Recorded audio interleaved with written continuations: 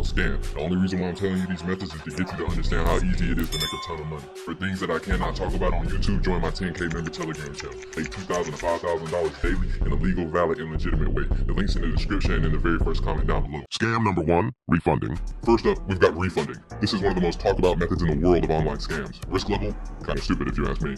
But let's be real. People are making bank. $100 to $5,000 a day. That's right. Some folks are raking in serious cash.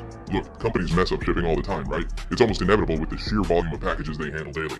This scam is about convincing them they messed up with your order. You play the victim and they usually fall for it. You take the product, they send you your money back. Easy peasy. It's like getting paid to shop. There are a bunch of ways to do it. The creativity in these scams is almost impressive. You can say the box was empty when it arrived. Simple, yet effective. You can even create a fake tracking number that makes it look like you returned the item. The lengths people go to are astonishing. Now, some people take this way too far. They push the boundaries and end up crossing the line. I'm talking about this one dude who was gaming Amazon with textbooks. He had a whole system in place. He'd rent textbooks, resell them for a profit, then use fake accounts to get refunds. It was a well-oiled machine. Dude made thousands, but guess what? He's in jail now. Don't be that guy. It's not worth the risk. But seriously, this is why I'm showing you this stuff. Awareness is key. Knowing how these scams work can help you avoid falling for them. It's crazy how easy it is to make money this way. The temptation is real, but so are the consequences. It's out there just waiting for someone to grab it. But remember, easy money often comes with a hefty price.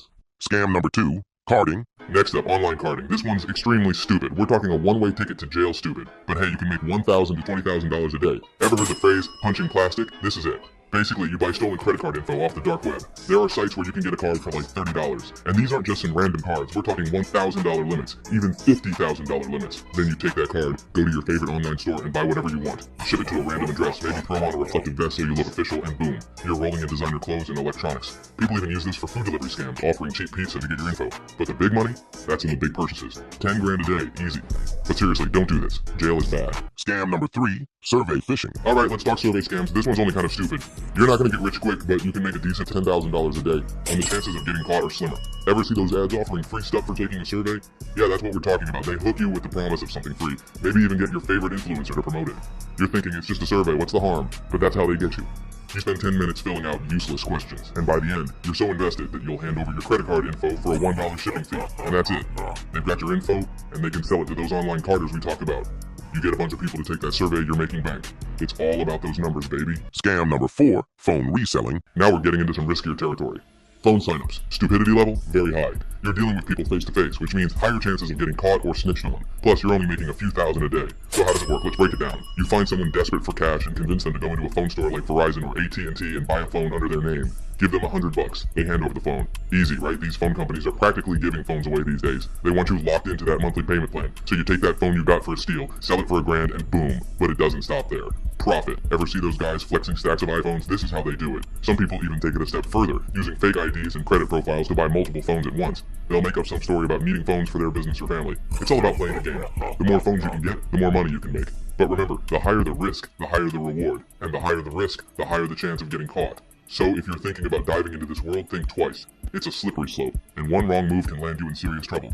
Always be aware of the risks involved and weigh them against the potential rewards. This isn't a game for the faint-hearted. It's a high-stakes hustle that requires nerves of steel and a keen sense of strategy. Scam number 5, banking loading. Alright, now for the big leagues, bank loading. This one's very stupid. We're talking $50,000 to $60,000 a day, but you're practically begging to go to jail. You know those Instagram scams where someone promises to put money in your account if you give them half? Yeah, this is how they do it. They find the account and routing number of a legitimate business.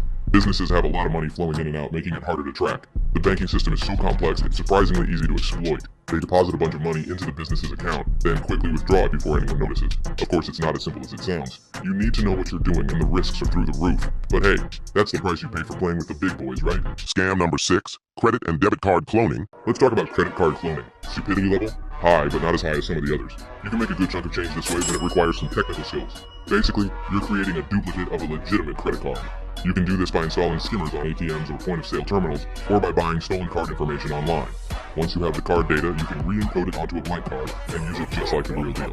Of course, this is highly illegal and can land you in serious trouble. But hey, if you're good at it, you can live a life of luxury. Just be prepared to face the consequences if you get caught. Scam number 7, fake investment scams. Now for a classic, fake investment schemes. Stupidity level, surprisingly low considering how many people fall for it. You can make a killing with this one, and the best part is, most people won't even realize they've been scammed until it's too late. You create a website or social media profile promising unrealistic returns on investments. You use fancy jargon and fake testimonials to lure in unsuspecting victims. They hand over their hard-earned money, and you disappear into the sunset. The key here is to target people who are greedy and desperate for quick riches. Play on their emotions, make them feel like they're part of something exclusive. It's all about creating an illusion of wealth and success. Scam number 8, phishing scams. Let's talk about phishing scams. This one's all about deception. Stupidity level, moderate. You're not directly stealing money, but you're tricking people into giving you their personal information. You send out emails or text messages that look like they're from a legitimate company, like a bank or social media platform. You create a sense of urgency, telling them they need to update their account information or risk losing access. Once they click on the link, they're taken to a fake website that looks identical to the real one.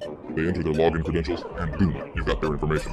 From there, you can access their accounts, steal their identity, or sell their information on the dark web. Scam number 9, romance scams. Now for a truly heartless one, romance scams. Stupidity level, high, but only for the scammer.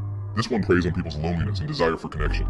You create a fake profile on a dating website or app. You use stolen photos and create an elaborate backstory to lure in your victims. You shower them with attention and affection, making them believe they've found their soulmate. Once you've gained their trust, you start asking for money. You make up sob stories about needing help with medical bills, family emergencies, or travel expenses. They send you money, hoping to help the person they believe they love. It's a cruel scam that can leave people emotionally and financially devastated. 9 scams explained in 9 minutes. It's all stupid. Don't scam. The only reason why I'm telling you these methods is to get you to understand how easy it is to make a ton of money. For things that I cannot talk about on YouTube, join my 10K member Telegram channel. You can do